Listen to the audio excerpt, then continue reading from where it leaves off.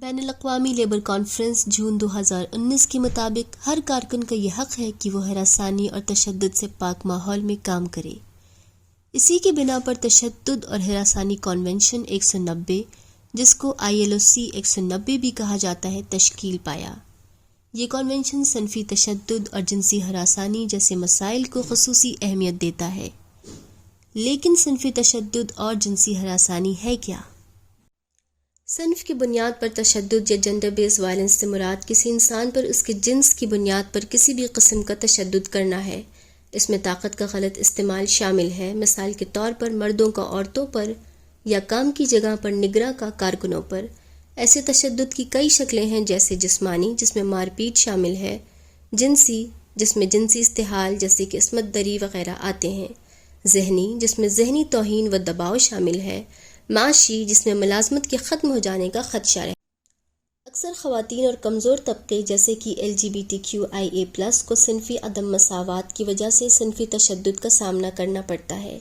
عالمی سطح پر تقریباً 3 میں سے 1 خاتون اپنی زندگی میں ایک بار صنفی تشدد کا شکار ہوتی ہے۔ جنوبی ایشیا میں اعداد و شمار عالمی اوسط سے بہت زیادہ ہے۔ یہ اندازے لگائے جاتے ہیں کہ ایشیا پیسیفک میں 75% خواتین جنسی ہراسانی، جو کہ صنفی تشدد کی ایک شکل ہے، کا شکار ہوتی ہیں۔ کوئی عمل جنسی ہراسانی کے دائرے میں کب داخل ہوگا، یہ جنسی طور پر ہراساں ہونے والی خاتون کے احساسات پر مبنی ہوگا۔ ایک خاتون کسی بھی عمل میں کیسا محسوس کرتی ہے، یہ اس بات کا تعین کرے گا کہ وہ عمل جنسی ہراسانی میں شامل ہوگا یا نہیں۔ اگر خاتون کسی بھی طرح کا دباؤ محسوس کرتی ہے یا عمل کے دوران اس کی رائے کی کوئی اہمیت نہیں ہوتی یا وہ نہیں کر سکتی، تو ایسا عمل جنسی ہراسانی میں شامل ہوگا۔ کوئی بھی ناپسندیدہ عمل جنسی ہراسانی ہے۔ کوئی عمل جنسی ہراسانی میں شامل ہے یا نہیں، اس کا فیصلہ عورت کی رضامندی سے ہوگا۔ کبھی ایسے حالات ہوتے ہیں کہ کام کی جگہ پر 2 افراد کے بیچ جنسی تعلقات قائم ہو جاتے ہیں اور دونوں آزادانہ طور پر اس پر رضامند ہو جاتے ہیں، تو کیا ایسا عمل جنسی ہراسانی میں شامل ہوگا؟ نہیں۔ کچھ رشتے جیسے کہ ہم جنس تعلقات یا شادی سے باہر کے تعلقات معاشرہ میں رسوا ہو جاتے ہیں، لیکن اگر خاتون آزادانہ طور پر رضامند ہو تو یہ جنسی ہراسانی میں نہیں شامل ہوگا۔ جیسا کہ ہم نے کہا، رضامندی اہم ہے، لیکن اگر یہ رضامندی کسی دباؤ یا ملازمت چھوٹ جانے کے خوف سے دی گئی ہو تو پھر ایسی رضامندی مشکوک ہے اور اس پہ سوالیہ نشان اٹھنا چاہیے۔ مثال کے طور پر ایک فیکٹری میں کام کرنے والی خاتون کسی اقتدار پر فائز مرد کے جسمانی تعلقات کی پیشکش کو نہ چاہنے کے باوجود ملازمت چھوٹ جانے کے خوف سے منع نہیں کر پاتی یا مجبوراً رضامندی دے دیتی ہے، تو کیا ایسے عمل کو جنسی ہراسانی میں شامل کیا جائے گا؟ ہاں، یہ جنسی ہراسانی کا عمل ہے، کیونکہ اقتدار پہ فائز مرد نے جبراً اپنے اختیارات کا غلط استعمال کیا، اور اس عمل کو خاتون کارکن کے خلاف استعمال نہیں کیا جا سکتا۔ قوت اور اقتدار جنسی ہراسانی میں ایک اہم کردار ادا کرتے ہیں اور اسے اکثر مظلوم کے خلاف منفی انداز میں استعمال کیا جاتا ہے۔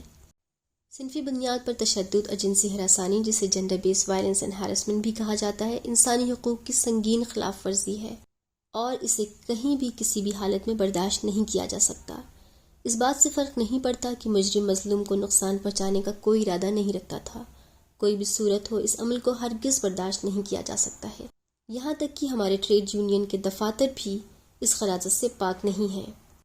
انڈسٹریال یہ عہد کرتا ہے کہ ہماری یونین اور کام کی جگہ پر کسی بھی طرح کے صنفی تشدد اور ہراسانی کو برداشت نہیں کیا جا سکتا ہے۔ 190C کا مقصد کام کی جگہ سے ہر طرح کے تشدد اور ہراسانی کا خاتمہ ہے، چاہے وہ فیکٹری میں ہو، کام پہ جانے کے لیے سفر کے دوران، آرام کرتے ہوئے ہو، سماجی اجتماعات میں ہو، یا یہاں تک کہ آن لائن کام کے دوران ہو۔ اب تک کسی بھی جنوبی ایشیائی ملک نے 190 ILOC کی توثیق نہیں کی ہے، اگرچہ کام کی جگہ پہ ہونے والے تشدد اور ہراسانی سے نمٹنے کے لیے ممالک کے پاس عدالتی طریقہ کار موجود ہیں، لیکن ان میں ایک قابل توجہ خلا ہے اور ان کے نفاذ کا طریقہ بھی ناقص ہے۔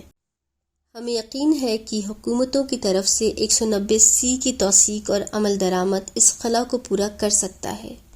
بطور یونین ہمارا ایک اہم کردار ہے۔ آئیے اپنے اراکین کے درمیان صنفی تشدد اور ہراسانی کے بارے میں بیداری پیدا کریں۔ صنفی تشدد اور ہراسانی کے متاثرین کی مدد کے لیے یونین کے اندر جامع ڈھانچے بنائیں۔ صنفی تشدد و ہراسانی سے نمٹنے کے لیے اجتماعی مذاکرات کے ذریعے مضبوط پالیسیاں تیار کریں۔ 190C کی توثیق اور نفاذ کے لیے مکمل طور پر وکالت کریں۔ صنفی تشدد اور ہراسانی کے خاتمے کے لیے مختلف ٹریڈ یونین، قومی مراکز، غیر سرکاری ادارے اور خاص طور سے خواتین کے حقوق کے لیے کام کرنے والی انجمنوں کے درمیان اتحاد قائم کریں۔